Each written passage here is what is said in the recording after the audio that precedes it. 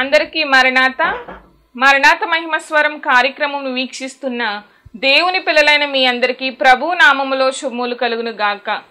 ప్రతిరోజు ఇదే సమయమునకు ఈ కార్యక్రమం వీక్షించి దైవాశీర్వాదములు పొందండి.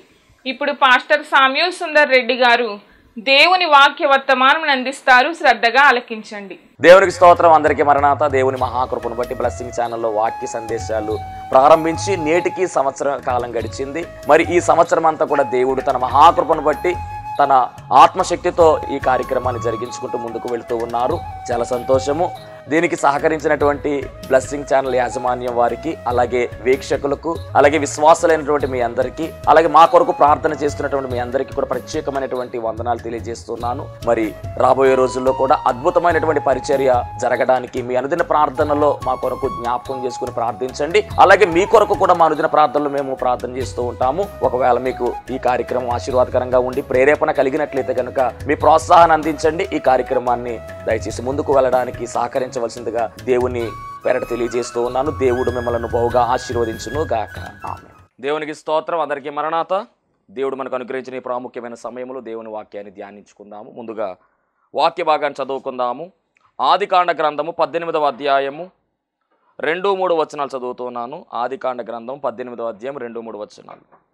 అతడు కన్నులెత్తి చూచినప్పుడు 3 మనుష్యులు అతని ఎదుట నిలవబడి ఉండిరి. అతడు వారిని చూచి గుడారపు వాకిట నుండి వారిని ఎదుర్కొనుటకు పరిగెత్తి నేల మట్టుకు వంగి, ప్రభువా, నీ కటాక్షము నా మీద నున్న ఎడల ఇప్పుడు నీ దాసుని దాటిపోవద్దు. మహాపరిశుద్ధుడా, మహిమగల దేవా, ప్రేమాస్వరూపి, దయగల యేసు క్రీస్తు ప్రభువా, నీ ఘనమైన నామానికి వందనాలు, స్తోత్రాలు, స్తుతులు చెల్లించుకుంటున్నాము. శ్రేష్టమైనటువంటి ఈ సమయంలో ప్రభువా, నీ శ్రేష్టమైనటువంటి మాటలను నీ బిడ్డలకు నాకును వినిపించుమని, నీ బిడ్డలతో మీరే మాట్లాడి మహిమ పొందుకోమని త్వరగా పెండ్లి కుమారుడుగా రానయ్యన్న యేసుక్రీస్తు వారి నామములో అడిగి వేడుకొనుచున్నాను పరమ తండ్రి. ఆమెన్. దేవనామమును మీ ఎల్లరికూ శుభములు కలుగునుగాక. ఆమెన్. అందరూ బాగున్నారా? దేవునికి స్తోత్రం. దేవుడు మరి ఒక పర్యాయము ఆయన వాక్యాన్ని అందించేటటువంటి అవకాశాన్ని అనుగ్రహించారు. చాలా సంతోషము. మరి ఈ యొక్క సంతోషకరమైనటువంటి సమయంలో అద్భుతమైనటువంటి వాక్య భాగమును మనము ధ్యానించుకునే ప్రయత్నము చేద్దాము. ఆదికాండ గ్రంథం 18వ అధ్యాయములో మొదటి వచనము నుంచి దాదాపుగా 15 వచనం వరకు మనం పరిశీలన చేస్తే ఒక అద్భుతమైనటువంటి వృత్తాంతము మరి ఈ వచన భాగములో రాయబడి ఉంది. ఈ ఆదికాండము 18వ అధ్యాయము 33 వచనాలతో రాయబడినటువంటి అధ్యాయం. 33 వచనాల్లో కూడా చాలా విశిష్టమైనటువంటి విషయాలు దేవుడు రాయించారు. గమనించాలి. ఈ ఆదికాండము 18వ అధ్యాయములో మరి మనము గనక లోతులోనికి వెళ్ళి మనం ఆలోచన చేస్తే చాలా లోతైన విషయాలు, మనము నేర్చుకోవాల్సినటువంటి విషయాలు ఇక్కడ మనకు కనబడుతూ ఉన్నాయి. గమనించాలి దేవుని బిడ్డలారా. ఇక్కడ ఈ 18వ అధ్యాయం మొదటి వచనం మనం పరిశీలన చేస్తే, మరియు మమ్రే దగ్గరనున్న సింధూర వనములో అబ్రహాము ఎండవేళ గుడారపు ద్వారమందు కూర్చుని ఉన్నప్పుడు యెహోవా అతనికి కనబడెను. గమనించండి, దేవుడు అబ్రహామును పిలిచినటువంటి విధానము మనమందరం ఎరిగిన వారమై ఉన్నాము. ఆదికాండం 12వ అధ్యాయములో అబ్రహామును పిలిచినటువంటి పిలుపు చాలా అద్భుతమైనటువంటి పిలుపు. మరి దేవుడు పిలవగా అబ్రహాము మారు మాట్లాడకుండా ఆయన చెప్పినట్టుగా, ఆయన పిలిచిన ఆ పిలుపుకు ఆయన లోబడి దేవుని చిత్తాన్ని జరిగించడానికి మరి ముందుకు రావడం మనం బాగుగా ఎరిగిన వారమై ఉన్నాం. పిలిచినటువంటి దేవుడు నమ్మదగినవాడు గనక ఏ సమయంలో ఏ కార్యము జరిగించాలో, ఏ సమయంలో ఏది సమకూర్చాలో ఆయనే చూచుకుంటాడు. అలాగే అబ్రహాము జీవితంలో కూడా ప్రతిదీ కూడా దేవుడే చూచుకుంటూ ఉన్నాడు. అబ్రహామును నడిపించింది దేవుడే, అబ్రహామును పోషించింది దేవుడే, అబ్రహాముకు చక్కని కాపుదల ఇచ్చి అబ్రహామును ప్రతి విషయంలో కూడా ఆదుకుంటూ ముందుకు నడిపిస్తున్నటువంటి ఆ క్రమంలో ఒకరోజు ఏమి జరుగుతుంది అంటే, మమ్రే దగ్గర ఉన్నటువంటి సింధూర వనములో అబ్రహాము గుడారము వేసుకున్నాడు. ఆ గుడారము వాకిట వెలుపట ఆయన ద్వారము దగ్గర కూర్చుని ఉన్నాడు అబ్రహాము గారు. శారమ్మ గారేమో గుడారము లోపల ఉన్నారు. అబ్రహాము గారు గుడారం యొక్క ద్వారము దగ్గర కూర్చుని చూస్తూ ఉన్నాడు. చూస్తూ ఉంటే కన్నులెత్తి చూసినప్పుడు ముగ్గురు మనుష్యులు అతని ఎదుట కనబడినట్టుగా, మరి నిలవబడి ఉన్నట్టుగా కనబడుతూ ఉంది. దేవునికి స్తోత్రం. ఇక్కడ గమనించవలసిన మాట ఏమిటంటే, ద్వారము దగ్గర కూర్చుని ఉన్నప్పుడు యెహోవా అతనికి కనబడెను అని రాయబడింది. దేవదేవుడు ప్రత్యక్షత అక్కడ మనం చూస్తూ ఉన్నాం. ముందు ఒక్కరిగా కనబడ్డారు, తరువాత ముగ్గురు వ్యక్తులుగా కనబడుతూ ఉన్నారు. గమనించాలి, చాలా జాగ్రత్తగా ఆలోచన చేయవలసినటువంటి అంశం ఇది. ఇక్కడ అబ్రహాముకి ఎప్పుడైతే ముగ్గురు వ్యక్తులుగా కనబడ్డారో అప్పుడు వెంటనే అబ్రహాము ఏమి చేస్తున్నాడంటే పరుగెత్తుకుని వారి దగ్గరికి వెళ్ళినట్టుగా రాయబడింది. చదువుదాం ఒకసారి ఆ మాట. అతడు కన్నులెత్తి చూచినప్పుడు ముగ్గురు మనుష్యులు అతని ఎదుట నిలవబడి ఉండిరి. అతడు వారిని చూచి గుడారపు వాకిట నుండి వారిని ఎదుర్కొనుటకు పరుగెత్తి. పరిశుద్ధ గ్రంథమైన బైబిల్ గ్రంథములో పరుగెత్తుట అనేటటువంటి మాట మొట్టమొదటిగా ఈ ఆదికాండం 18వ అధ్యాయములో మనం చూస్తూ ఉన్నాం. ఎవరి కొరకు పరిగెత్తుతూ ఉన్నారంటే ఆ ముగ్గురు వ్యక్తుల కొరకు పరిగెత్తుతూ ఉన్నాడు. ఎవరి ముగ్గురు వ్యక్తులు అనగా గమనించవలసినటువంటి విషయం ఇది. ఎవరి ముగ్గురు వ్యక్తులు అంటే తండ్రిగా, కుమారునిగా, పరిశుద్ధాత్మగా ఆయనే వచ్చాడు. ముగ్గురు వ్యక్తులుగా కనబడుతూ ఉన్నాడు. ముగ్గురు వ్యక్తులు అనేసి ముగ్గురు దేవుళ్ళుగా మనం తీసుకోవాల్సినటువంటి అవసరం కాదు, కానీ ఆయన ఏకదేవుడై ఉన్నాడు. త్రిత్వములో ఏకత్వము ఇక్కడ మనం గమనించాలి. తండ్రిగా ఆయన ఉన్నాడు, కుమారుడుగా ఆయన ఉన్నాడు, పరిశుద్ధాత్మగా ఆయన ఉన్నాడు. త్రియేక దేవుడే ముగ్గురు వ్యక్తులుగా కనబడుతూ ఉన్నారు.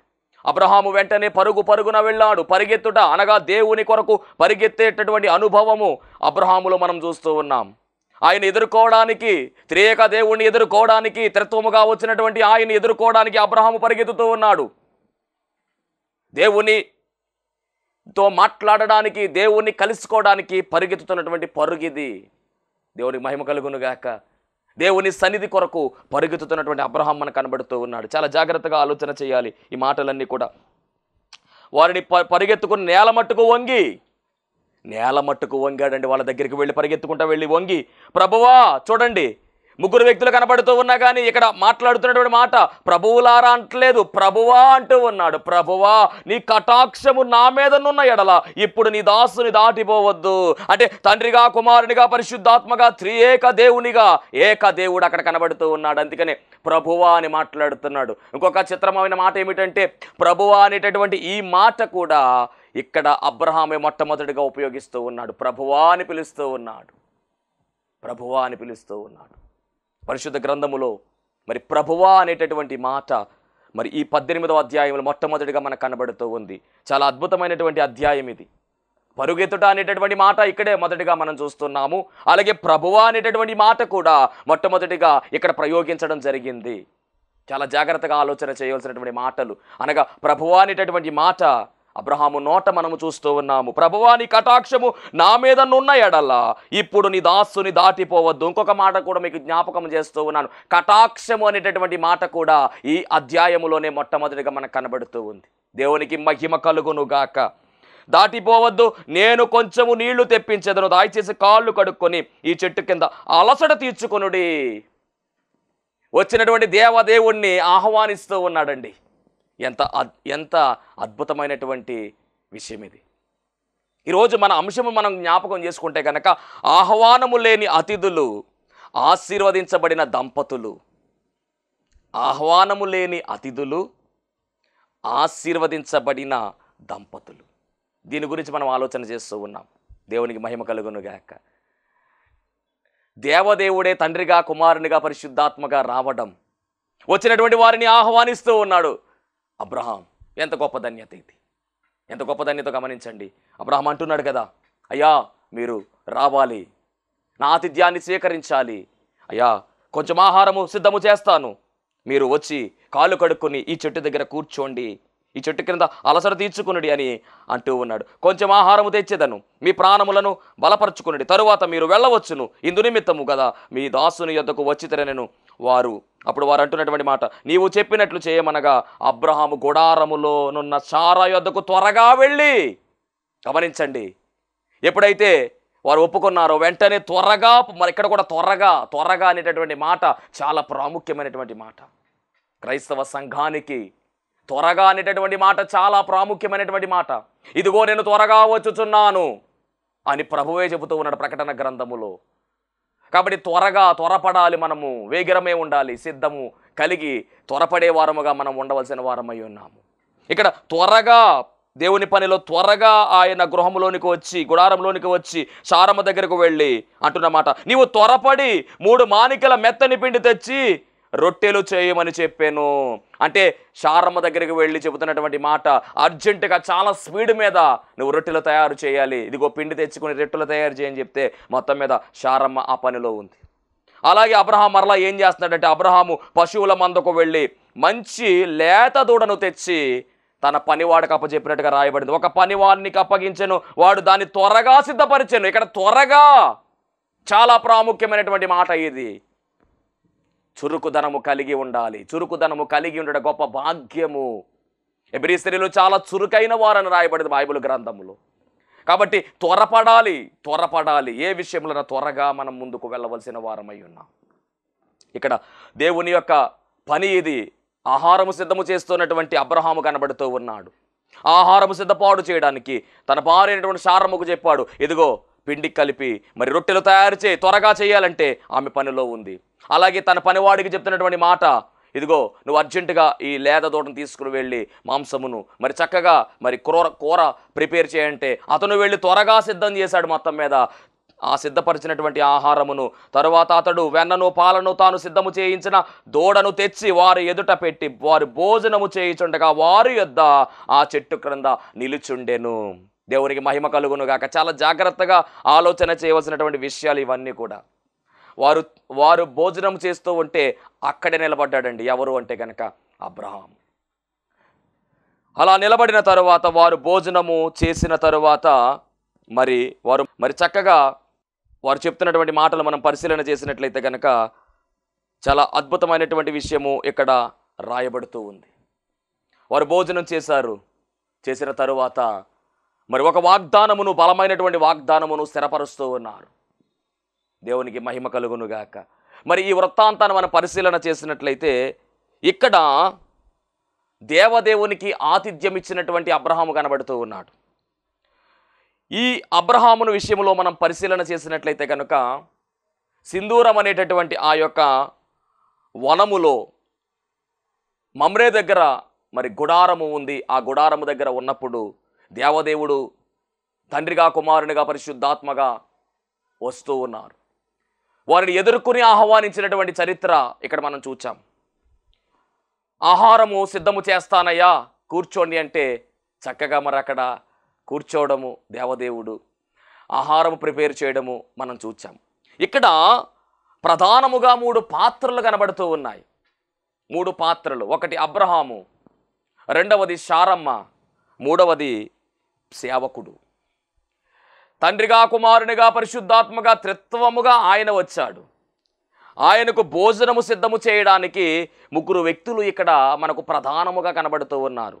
అబ్రహాము ఉన్నాడు, రెండవది శారమ్మ ఉన్నది, మూడవదిగా మనం పరిశీలన చేస్తే మరి చక్కగా సేవకుడు కూడా ఉన్నాడు. ఈ 3 కూడా ఆహారము సిద్ధము చేయడానికి మరి చాలా కష్టపడ్డారు. 3 కూడా 3 రకాల గుంపులకు చెందిన వారుగా ఈరోజు మనం పరిగణించాలి. 3 కూడా 3 రకాల గుంపులైనటువంటి వారుగా కనబడుతూ ఉన్నారు.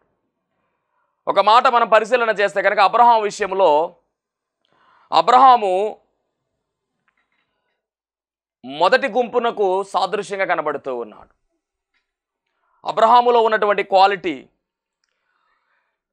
సంబోధన, మొట్టమొదటిగా వారిని ఆహ్వానించేటటువంటి క్రమములో ఆయన అంటున్నటువంటి మాట ప్రభువా అని పిలుస్తూ ఉన్నాడు. నీ కటాక్షము నా మీద నున్న ఎడల అంటూ ఉన్నాడు. అంటే ఇక్కడ మనం పరిశీలన చేస్తే కనుక అబ్రహాము జీవితంలో ఉన్నటువంటి అనుభవము, సంబోధన, చక్కని సంబోధన చేస్తూ ఉన్నాడు. ఇది మొదటి అనుభవం. చక్కని సంబోధన. ఏమంటున్నాడంటే ప్రభువా అని సంబోధించాడు. వచ్చినది 3 వ్యక్తులే అయినప్పటికీ ప్రభువా అని పిలుస్తూ ఉన్నాడు. ప్రభువులారా అని అంటలేదు. ఆయన త్రిత్వాన్ని చూస్తూ ఉన్నాడు. త్రిత్వంలో ఏకదేవుని చూస్తూ ఉన్నటువంటి అబ్రహాం మనకు కనబడుతూ ఉన్నాడు. చక్కని సంబోధన. బైబిల్ గ్రంథంలో ఫస్ట్ టైం ఈ సంబోధన మనం చూస్తున్నాం. ఇక రెండవదిగా అబ్రహాము సందర్శనము అనగా దైవ దర్శనము కలిగిన వాడుగా కనబడుతూ ఉన్నాడు. అనగా దేవుని దర్శించిన వాడుగా కనబడుతూ ఉన్నాడు అబ్రహాం. మొట్టమొదటిగా వచ్చినది దేవుడే అనే విషయాన్ని గ్రహించుకున్నాడు, అంటే దైవ దర్శనము కలిగిన వాడు. ఇది రెండవ లక్షణం. మూడవది గమనించాలి, మొదటి సంబోధించేటటువంటి విధానం మనకు కనబడుతూ ఉంది. రెండవది సందర్భము అనగా సందర్శించడము అనగా దర్శించినటువంటి అబ్రహాముగా మనకు కనబడుతూ ఉన్నాడు. ఇక మూడవదిగా మనం పరిశీలిస్తే కనుక ఇక్కడ 4-5 వచనాల్లో రండి కాళ్ళు కడుక్కోండి నేను మీకు భోజనము సిద్ధం చేస్తానని 4-5 వచనాలు చెప్తూ ఉన్నాడు. దీన్ని ఏమన్నారంటే కనుక సత్కరించుట అన్నారు. అంటే ఆతిథ్యం ఇవ్వడము అనగా ఆతిథ్యం ఇచ్చేటటువంటి అనుభవం కలిగిన వాడుగా అబ్రహాము కనబడుతూ ఉన్నాడు. ఇక 4వదిగా మనం పరిశీలన చేసినట్లయితే కనుక వారితో సంభాషించిన వాడుగా కనబడుతూ ఉన్నాడు. అనగా మాట్లాడే అనుభవము, దేవుని చూచుట మాత్రమే కాదు కానీ మాట్లాడే అనుభవాన్ని కూడా అబ్రహాము కలిగి ఉన్నాడు. చూచాడు, అలాగే మాట్లాడడం కూడా చేస్తూ ఉన్నాడు. ఇది 4వ అనుభవము. ఇక 5వదిగా మనం పరిశీలన చేస్తే భోజనమును వడ్డించాడు. ఆయనే భోజనాన్ని వడ్డించినట్టుగా మనం చూస్తూ ఉన్నాం 8వ వచనములో. ఇక 6వదిగా మనం పరిశీలన చేస్తే కనుక వారు భోజనం చేసిన తర్వాత వారు వెళ్ళేటటువంటి సమయంలో సాగనంపినట్టుగా కూడా రాయబడింది 16వ వచనం. అప్పుడు ఆ మనుషులు అక్కడ నుండి లేచి సొదొమ తట్టు చూచిరి. అబ్రహాము వారిని సాగనంపుటకు వారితో కూడా వెళ్ళెను. ఇది 6వ లక్షణము, సాగనంపుట అనేటటువంటిది 6వ అనుభవము. 7వది విజ్ఞాపన చేయుట కూడా రాయబడింది 24వ వచనంలో. సొదొమ గొమొర్రాల ఆ నాశన విషయంలో లోతు గురించినటువంటి విజ్ఞాపన, నీతిమంతుల గురించిన విజ్ఞాపన, చాలా గట్టి విజ్ఞాపన చేస్తాడు. ఈ 7 అనుభవాలు అబ్రహాములో ఉన్నాయి.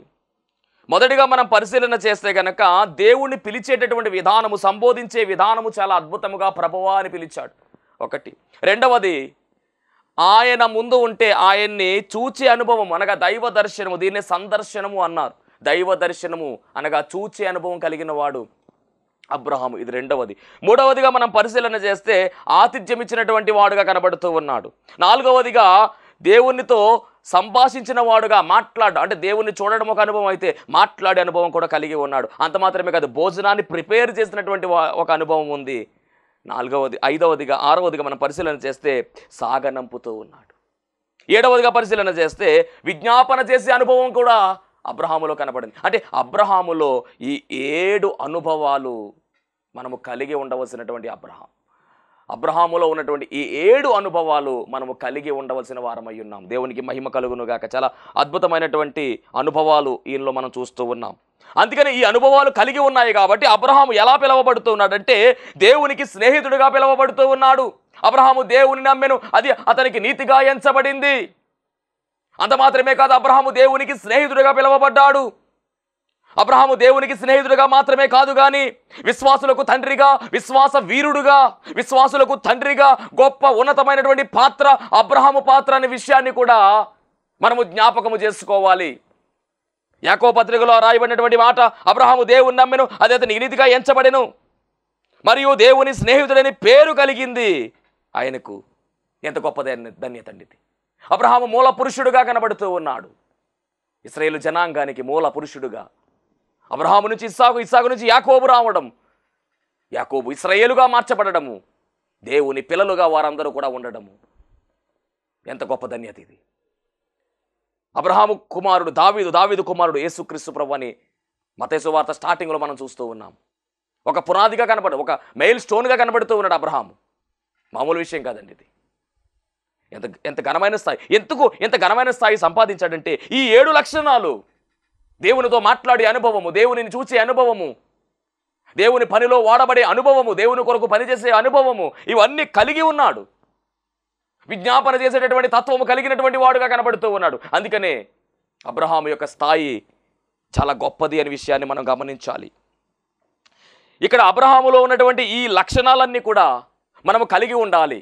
ఎందుకంటే యేసుక్రీస్తు ప్రభువు వారు శిష్యులతో అంటున్న మాట ఏమిటంటే, మీరు నా స్నేహితులుగా ఉండాలి, నేను మీకు ఆజ్ఞాపించు వాటిని మీరు చేసినడలా మీరు నా స్నేహితులయ్యుందురు అంటాడు. యోహాను సువార్త 15:14. అంటే యేసుక్రీస్తు ప్రభువు వారు మనల్ని ఎలా తీసుకుంటున్నాడంటే స్నేహితులుగా భావిస్తూ ఉన్నాడు ఆయన. స్నేహితుల మధ్య దాపరికాలు ఉండవు, స్నేహితులు అన్నీ కూడా షేర్ చేసుకుంటారు. అందుకనే అబ్రహాము దేవునికి స్నేహితుడు అయిన తర్వాత ఏమైందంటే అబ్రహాముకు ప్రతి విషయాన్ని కూడా దేవుడు బయలుపరిచాడు. నీ సంతతి అయినటువంటి వారు దేశము కాని దేశం పరాయి దేశంలో 400 సంవత్సరాలు బానిసలుగా ఉంటారు అబ్రహాం అని చెప్పాడు. అలాగే జరిగింది. అంటే ప్రతి విషయాన్ని కూడా అబ్రహాముకు బయలుపరిచేశాడు. అబ్రహాముకు చెప్పకుండా ఏది చేయలేదు. కారణం ఏమిటంటే అబ్రహాము దేవునికి స్నేహితుడిగా పిలువబడ్డాడు. ఈరోజు మనము కూడా దేవునికి స్నేహితులుగా ఉండాలి. అలా ఉండాలి అంటే ఎవరైతే ఆయన మాటలు వింటారో, ఎవరైతే ఆయన ఆజ్ఞలను గైకొంటారో, ఎవరైతే ఆయన పనిలో ఉంటారో వారందరూ కూడా దేవునికి స్నేహితులుగా పిలువబడతారు. ఈ విషయాన్ని మనం జ్ఞాపకం పెట్టుకోవాలి. అందుకనే యోహాను సువార్త 15:14 నేను మీకు ఆజ్ఞాపించు వాటిని చేసిన యెడల మీరు నా స్నేహితులయ్యుందురు. కాబట్టి అబ్రహాము మరి దేవుని స్నేహితుడుగా పిలువబడ్డం గొప్ప విషయం అండి. ఇది మనము కూడా ఇట్టి అనుభవంలో ఉండాలి. ఇక రెండవదిగా మనం పరిశీలన చేస్తే శారమ్మ, ఈమె అనుభవాలను పరిశీలన చేసినట్లయితే ఈమె గుడారములోనే ఉన్నది. అబ్రహాము గుడారం బయటకు వచ్చాడు, ఈమె గుడారములోనే ఉన్నది. 18:6 ప్రకారము ఈమె గుడారములో ఉన్నట్టుగా మనకు కనబడుతూ ఉంది. అబ్రహాము గుడారములోనున్న శారా యొద్దకు త్వరగా వెళ్ళి, అంటే గుడారం నుంచి బయటికి రాలా, అబ్రహాము గుడారం నుంచి బయటికి వచ్చాడు, దేవుణ్ణి చూచాడు, మాట్లాడాడు. కానీ శారమ్మ విషయంలో అలా లేదు. గుడారములోనే ఉంది, తెర చాటున ఉంది. తెర బయట అబ్రహాం మాట్లాడుతూ ఉన్నాడు, తెర చాటున ఈమె ఉంది. కానీ రొట్టెలు చేయటం అనేటువంటి పని ఎవరు చేశారంటే శారమ్మ చేసింది. ఏమంటే వృద్ధురాలు, ఎండవేళ మధ్యాహ్న కాల సమయంలో రొట్టెలు చేయడము మామూలు విషయము కాదు. పొయ్యి దగ్గర వేడి వస్తూ ఉంది, బయట వేడి వస్తూ ఉంది. అయినా కానీ దేవుని కొరకు ఆహారము సిద్ధపరిచినటువంటి వృద్ధురాలుగా ఈమె కనబడుతూ ఉంది. ఎవరమ్మా అంటే కనుక శారమ్మ. తెర లోపల ఉంది, గుడారము లోపల ఉండి కార్యక్రమాన్ని జరిగిస్తూ ఉంది. ఈమె సెకండ్ స్టేజ్లో కనబడుతూ ఉంది మనకు. గుడారము బయట దేవునితో ముచ్చటించి దేవుని పనిలో ఉన్నటువంటి వ్యక్తిగా అబ్రహాము కనబడుతూ ఉంటే, గుడారము లోపల ఈమె ఉంది. ఈమె కూడా దేవునికి ఆహారం సిద్ధము చేసేటటువంటి పనిలో, రొట్టెలు చేసే పనిలో ఈమె ఉంది. చాలా స్పీడ్ మీద పని చేసింది. మరి ఈమెలో ఉన్నటువంటి అనుభవాలు మనం పరిశీలన చేస్తే ఈమె గుడారములో ఉన్నది. రెండవదిగా రొట్టెలు చేయుట అనేటువంటి అనుభవము. మూడవదిగా మనం పరిశీలన చేస్తే మాట, దేవుని మాట వింటుంది. ఆయన అంటున్నటువంటి మాట, ఒక వాగ్దానం చేస్తూ ఉన్నాడు. నీ భార్య అయిన శారా ఎక్కడ ఉన్నదని అతడు అడుగగా, అదిగో గుడారములో ఉన్నదని అబ్రహాము చెప్పాడు. అప్పుడు అందుకు ఆయన, మీదటికి ఈ కాలమున నీ యొద్దకు నిశ్చయముగా మరల వచ్చేదను, అప్పుడు నీ భార్య అయిన శారాకు ఒక కుమారుడు కలుగునని చెప్పాను. దేవుని వాగ్దానము విన్నది, గుడారము లోపలే ఉన్నది, కానీ దేవుని మాట విన్నది. ఈమెకు దేవుని మాట వినేటటువంటి అవకాశం లభించింది. ఆయన ఇస్తున్నటువంటి వాగ్దానం ఏమిటంటే, మరలా సంవత్సరం మరలా వస్తాను నేను, వచ్చే సమయానికి నీ చేతిలో మగ పిల్లవాడు ఉంటాడు, నీ కుమారుడు పుట్టబోతున్నాడు అని చెప్పేశాడు దేవుడు. అంటే దేవుని మాట వినే అనుభవం కూడా ఈమెలో ఉంది. చక్కగా మాట విన్నది. నాలుగవదిగా మనం పరిశీలన చేస్తే వాగ్దానం పొందుకుంది.